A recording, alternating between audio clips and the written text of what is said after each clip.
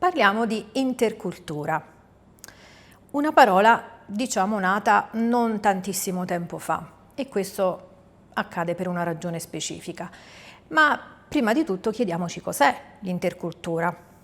Questa parola, intercultura, è formata da due parti, inter, tra e cultura.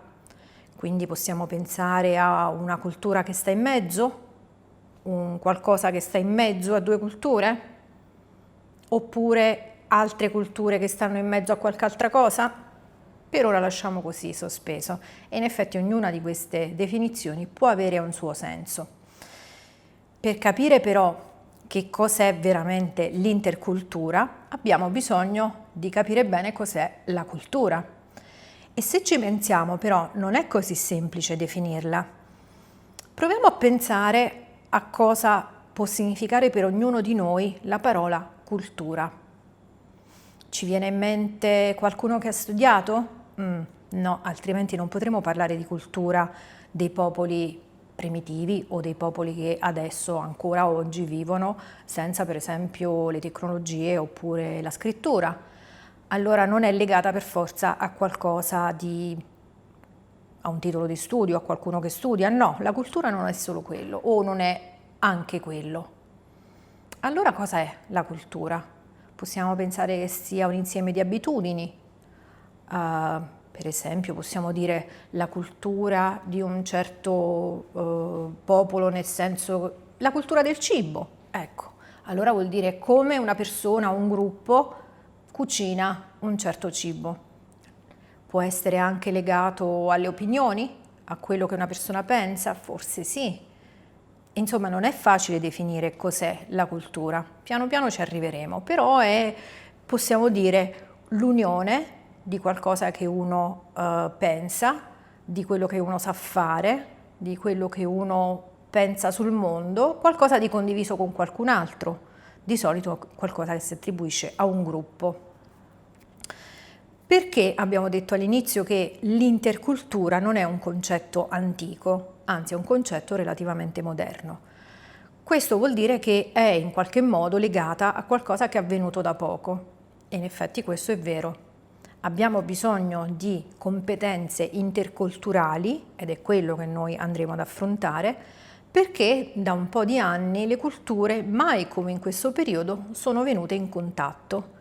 E quindi questo contatto veloce nel tempo e anche nello spazio tra culture crea la necessità di trovare una mediazione. Ecco la ragione di quell'inter, qualcosa che sta in mezzo. Quindi abbiamo tante culture che si avvicinano, a volte per rimanere per sempre vicine, altre volte invece si allontanano, e la necessità di una mediazione, quell'inter. La cultura di cui noi siamo portatori, perché ognuno di noi è portatore di molte culture e magari di una prevalente, ma è una definizione particolarmente complessa, in relazione con le altre culture, alcune delle quali sono per noi particolarmente difficili da capire. Questa cosa ovviamente è legata ai flussi migratori che sono avvenuti negli ultimi anni e che ci hanno messo in condizione di avere vicino, come prima non era mai accaduto, persone portatrici di culture molto lontane. Pensiamo per esempio ai paesini del Molise. Non era mai accaduto che incontrassero persone di colore, magari anche più di una, famiglie, decine di persone di colore. Penso che non sia avvenuto in migliaia di anni. E adesso in qualsiasi paese del Molise noi troviamo per esempio persone del Bangladesh, persone indiane, persone dell'Africa e quindi anche fisicamente evidentemente molto diverse da noi. Quindi cultura, culture, qualcosa che sta in mezzo e ovviamente, come appena detto, culture diverse tra noi, quindi il concetto di diversità. Probabilmente ci è già capitato di sentire questa parola, la diversità nella vita di tutti i giorni, sul lavoro, diversità di cui si occupano addirittura anche le aziende, tant'è vero che esiste una disciplina che si occupa della gestione della diversità. Diversità, sappiamo cosa significa essere diverso da qualcosa o qualcuno. Ma diversità nel senso legato all'intercultura ovviamente ha un significato molto più ampio ed include tanti tipi di diversità, da quelle macroscopiche, la diversità somatica del corpo, del colore del corpo, del taglio degli occhi, della forma del viso, di persone che vengono da posti molto lontani rispetto a Campobasso, al Molise o all'Italia. Prendiamo per esempio una persona che viene dal Centro Africa oppure una persona che viene dalla Cina. Alla diversità di genere, un tema molto dibattuto in questo periodo, perché ovviamente c'è tutto il problema di come includere, parlare, trattare non solo le persone, per esempio le donne, che sono sempre state oggetto di razzismo, è possibile dirlo? Sì, in un certo senso, in molte culture lo sono emarginate, sono considerate diverse nel senso peggiorativo, ma adesso c'è anche la diversità di genere legata al genere che non al sesso biologico, ma a quello che una persona si attribuisce secondo una serie di altre variabili. Persone che cambiano genere, per esempio, transgender, questo è il significato di questa parola. Poi c'è la diversità legata alla religione. Ovviamente le persone che vengono da un altro posto e da altre culture portano con sé la loro religione. I flussi migratori ci hanno messo in condizione di avere come vicini di casa persone che hanno fedi diverse dalla nostra, non solo non cattolici, ma non cristiani. Anche questa è una grande novità in Italia. Persone che seguono l'Islam o persone che seguono un mix di religioni, magari anche uniformate da una specie di cristianesimo sincretico, come quelle che vengono dall'Africa. E ovviamente legate alla religione ci sono tanti elementi culturali, legati alla religione tanti elementi culturali, perché il legame tra religione e cultura è molto forte. Pensiamo a un altro aggettivo complesso, ci aiuta questa riflessione terminologica a capire un po' meglio la situazione. Per esempio, possiamo parlare di fine dell'europocentrismo, cioè della condizione mentale, dell'abitudine a pensare che l'Europa, o per noi addirittura l'Italia, sia il centro del mondo. Proprio questo contatto con la diversità ci deve far capire che non possiamo avere come unico modello di riferimento il mondo occidentale, l'Italia, l'Europa insieme all'America, cioè il mondo con il quale abbiamo avuto più rapporti fino adesso. Ma dobbiamo allargare i nostri orizzonti e pensare che il centro in realtà non è un centro, ma può essere costituito da tanti centri. Le persone con cui entriamo in contatto hanno centri di riferimento diversi.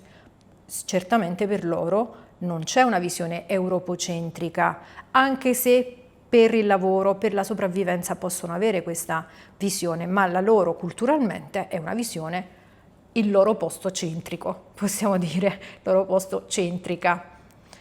E ancora una volta la diversità quindi di cultura, di genere, di sesso, di religione, di forma del corpo, di abitudini, di ideologie a volte.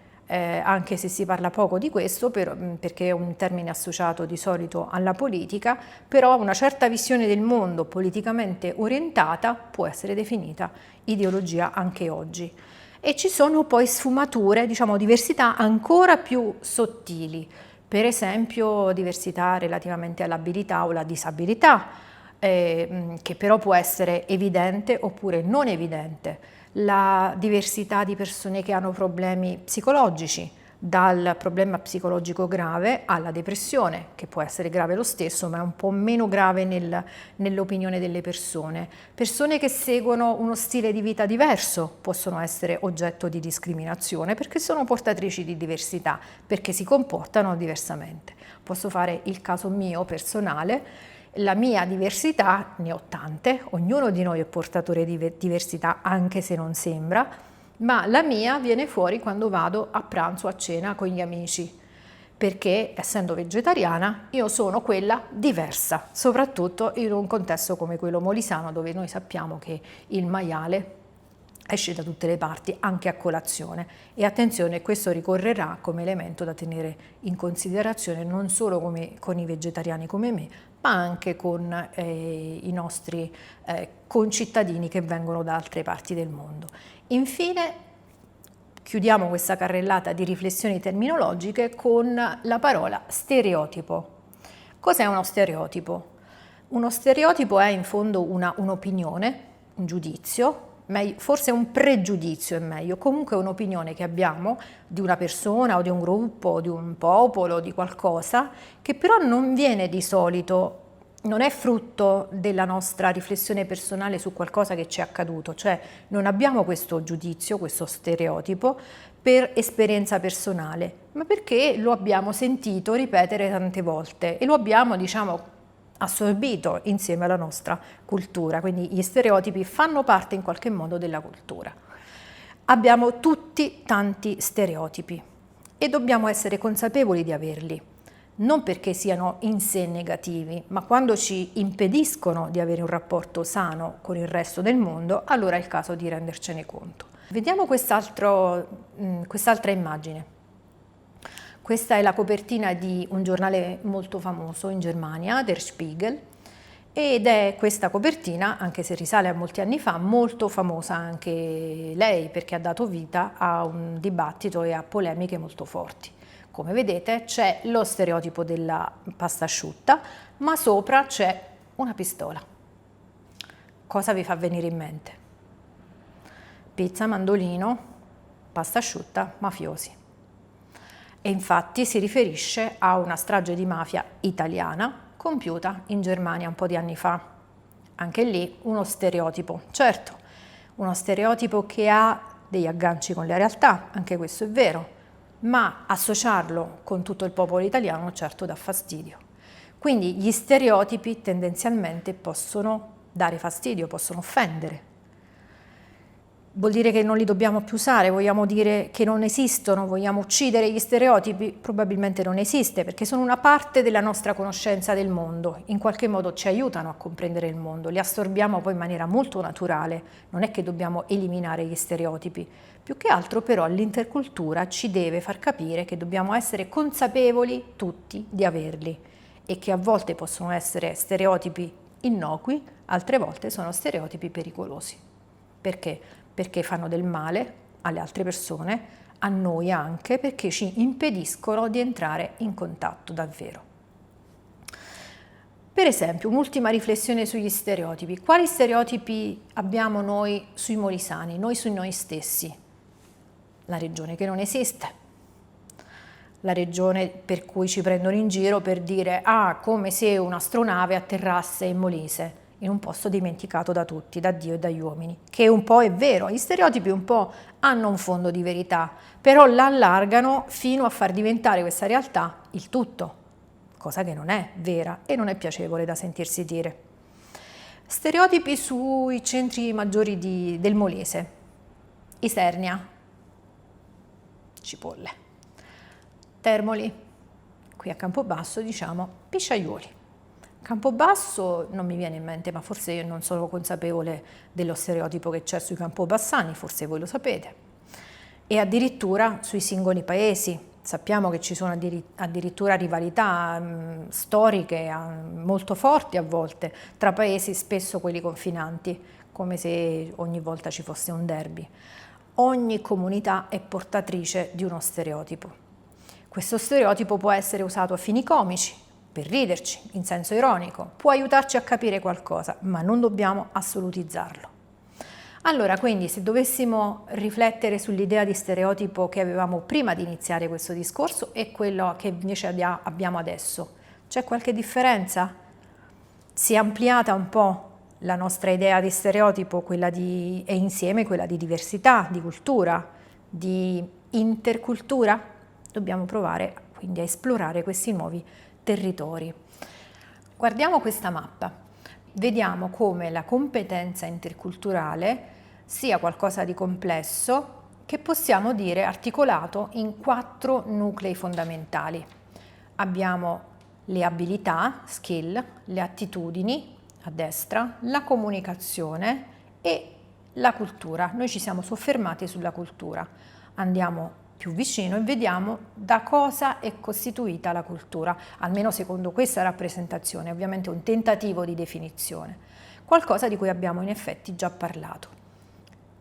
Identità, credenze e opinioni, valori e autoconsapevolezza. Teniamo presente queste componenti nel nostro percorso verso l'intercultura.